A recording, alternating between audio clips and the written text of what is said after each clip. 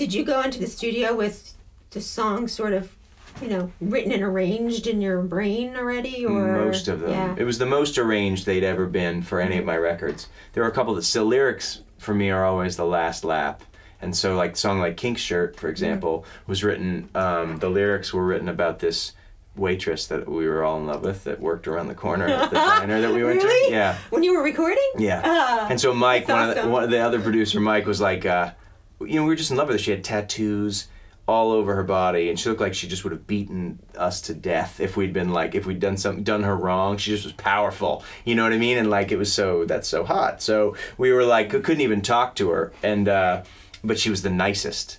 And so then we all kind of fell in love with her. We'd be like, she'd be like, what do you guys want? We'd be like, and then Mike said, we gotta write a song about her. And I was like, dude, I'm not writing a song about the waitress that lives 8 blocks from my house. Like, that's like wear your skin stuff. You know what I mean? Like, that's like tuck and being a well. That's weird, real weird. And so, but what ended up happening is I wrote it, and so I was like, yeah, she's awesome. And so she used to wear a Van Halen t-shirt, a Van Halen 1984 shirt, and that didn't sing as well as Kink's shirt. Oh, yeah. And since the Kinks are kind of a powerful band, I mean, Ray Davies and Dave Davies are like, you don't mess with them, and she sort of represented that to me. So I was like, girl in the Kinks shirt, yeah, and then that was how it happened. That's a good visual too, like a hot girl wearing a Kink shirt. Dude, That's like awesome. it carried me through for sure. Hot girl with lots of tattoos. I mean, tattoos like up her neck, awesome. down her sleeves. I love her. Can't go back ever. See, and I was going to ask you, where do you get your, you know, what inspires you? So That hot kind of girls stuff. in a Van Halen t-shirt. Yeah, hot, powerful ladies with their tattoos.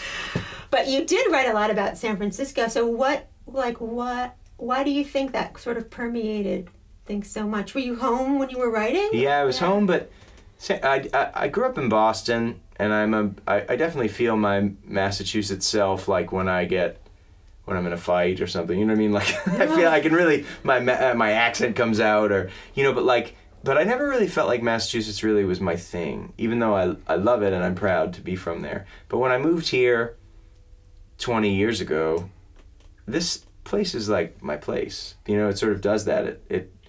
I really identify with San Francisco, and it's the place where I felt the most at ease as myself. And so it's the only place I think that's ever felt like home in my life. Mm-hmm. And even like New Hampshire, I lived in New Hampshire for a long time, and I love New Hampshire, but I never really felt like it was my place. And then I came here, and this was my place, and it's fun. Like, San Francisco's the best city, so it's fun to be able to like, so it's all still very romantic to me. And so it played its way into the stories that were the songs, you know. Well, because your subject matter on this album seems to be, you know, a little heartachy.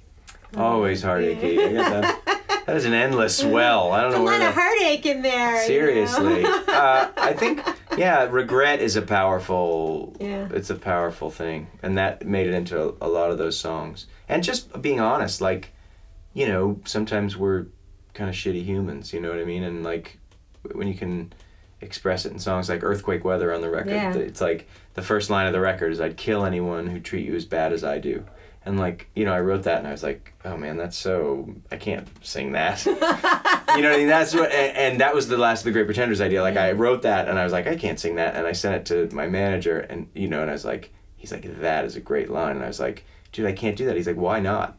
And I was like, oh, okay. And then I started. That is a very powerful. It was fun. Like, line. It's that kind of fun, like, honest stuff that feels easier to do. But it made me think, why are you such an asshole? That's what I'm saying.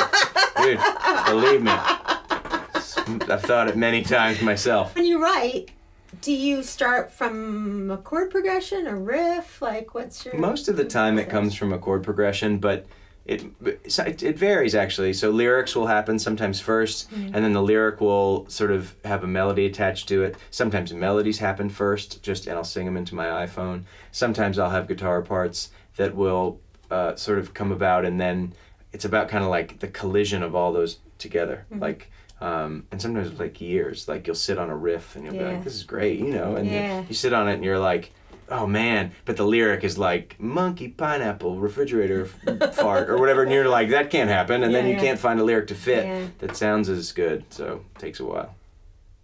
Yeah, that's cool. I had another question in my head that it just left me. It was the monkey refrigerator fart. That totally That's threw me. That's the brain eraser. That's what I like to call the old brain eraser.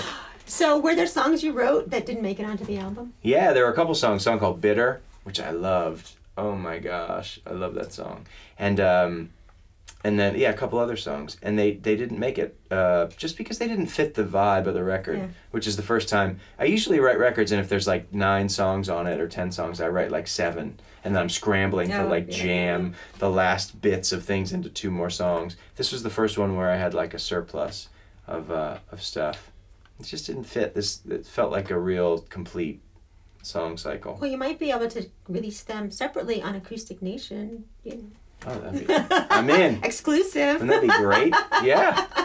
I'm into it. That'd be awesome. Yeah.